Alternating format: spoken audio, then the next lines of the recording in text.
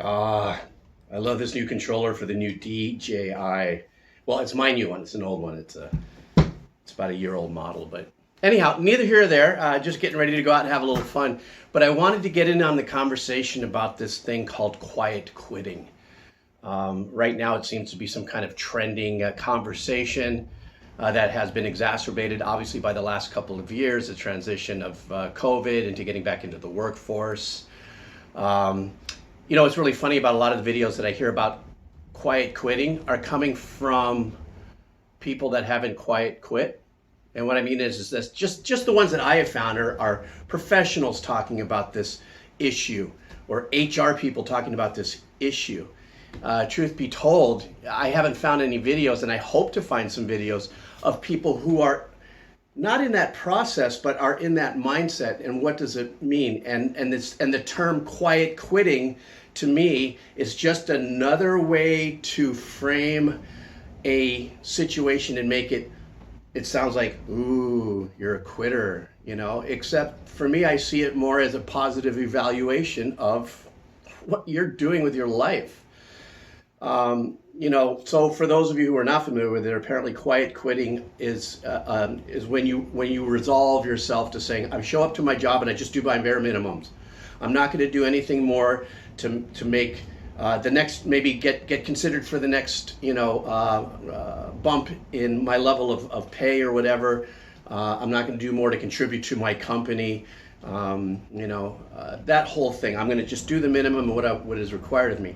Then you get people who are putting out videos going, that's not the way to do it. You have to be vested in the growth of what it is that you want to do as an individual and all that. And to me, that sounds like what it is. Most likely a corporate representative of some sort, and usually an older person that's saying it, because that's how have formulated life as a corporate employee. It's very Pavlovian. You do this, you get treats. You do this, you get treats. You do this, you get treats. What is the treat, though? Here's the angle I want to put on this. I want to take the onus of quiet quitting as a term away from the corporations. Really, it's not their fault. The truth is that it is what it is they give you, Pavlovian style, as the treat. What is it? We've become the slave to the reward. What's the reward? Money. Remember, this is just my opinion. I'm an old guy. I don't care. I'm done. I'm retired in a little teeny coconut. I live a cute little life with my drones and my guitar and my music and stuff, and that's it. But there might be a little magic in that. That's it. My life does not function around money.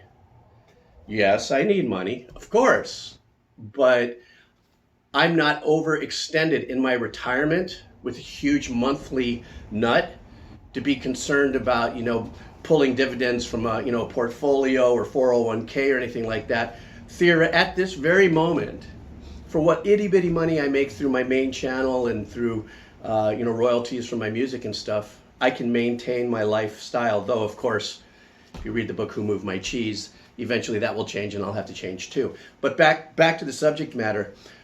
I believe that this movement or this issue of quiet quitting is based on the reality of when COVID happened, everything was stripped from us.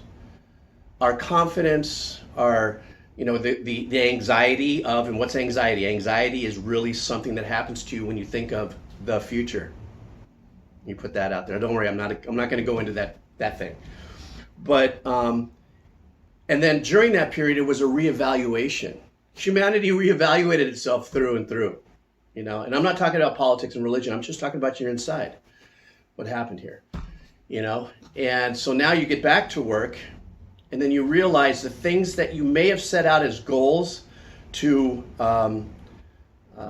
put under the umbrella of what your idea of success might have been is nowhere near what you thought it would be when you had this reevaluation point in your life. Not everybody, too. Not everybody's quiet quitting. Everyone, it's just a conversation. But for those who have said, I'm just, the real evaluation now at this point is, if you're going to give 8 to 10 hours a day to be doing the bare minimum just to make money, and that issue of making money is because you got a new car, you've got a closet full of clothing, you've got excess of shit, of stuff, And I'm not talking about families. I want to reiterate that. I'm not talking about if you're a father and a mother, you have a family to take care of and you've already have yourself locked in.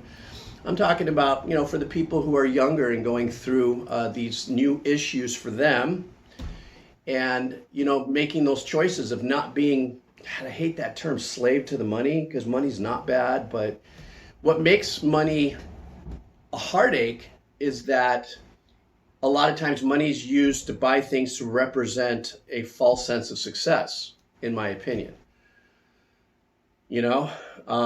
There was a period in my life where I played around with a little bit of money. And I thought, well, this is what it is. In the late 80s, I had this car or a couple cars, and I had this and this. And I get out there and I go, I've got this. And I realized I had nothing. And the only thing I had when I got this were a lot of fake people coming in to be friends and stuff. And as soon as all of this, and I went, screw this, I'm going to go back and just be a little, beach hobbit, and I'm going to get a Jeep and my thing. A lot of those people did kind of disappear, but they didn't disappear because they were being flies to money and success. They disappeared because I made a decision to say, you know what, my life was a lot chill and happier when I just did the stuff that I love to do. Surfing, I wrote music, and that's it. Nobody needed to know how much money I made or didn't make, or whether I had top ramen for dinner or a bone-in Delmonico steak. It didn't matter. You know what I'm saying? But anyhow, I think what I'd really like to hear is from the people, and most of them are going to be young, but I would really love to hear from people who are, I hate to say this, lumped into that conversation of being quiet quitters. I mean, I'd like to know is the reason why you're still in your job because your fear of your financial situation and how that would change how you live would be affected? Or do you feel unappreciated at your corporation? Do you feel that middle management or upper management treats you less than, perhaps? So maybe poor leadership, whatever it may be.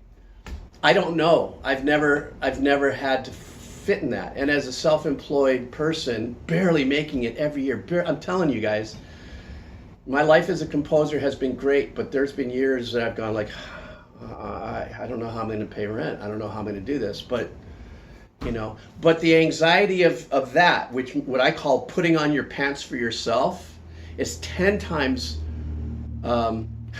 is there such a thing as saying anxiety is 10 times better? That challenge of the things that I was feeling because I was self-employed was 10 times more, I was able to deal with that 10 times more than 10 times more feeling than the anxiety of working for a corporation and feeling like I was a slave to the money, to the situation, and therefore having to put up with 8 to 10 hours of my day, So anyhow, I just wanted to get into that. I think this is just another narrative for a thing that's happening because that's what people do. Ooh, what's happening to our people in corporate? Why are people doing the minimum? As if like we're some kind of, I don't know, human study of like, I wonder why. What can we do to fluff up and make it better? What can we do to keep these people here? And actually, it's a bigger conversation in the HR world, because they're suffering that. And people who work in HR are going to suffer because of that. And it's Pavlovian. I mean, it's a downline thing. It's a trickle down, emotional thing. This is just my opinion. And I think maybe my opinion is scatterbrained because I've never had to deal with it, with anything like that. Well, I did for about 1.5 years, where I had a little bit of a thing that happened about 5-6 years ago where I got fired because I was, in my HR record, I am confrontational and insubordinative. I found that out because somebody in HR leaked it out to me. Anyhow, so that's my story and I'm sticking to it.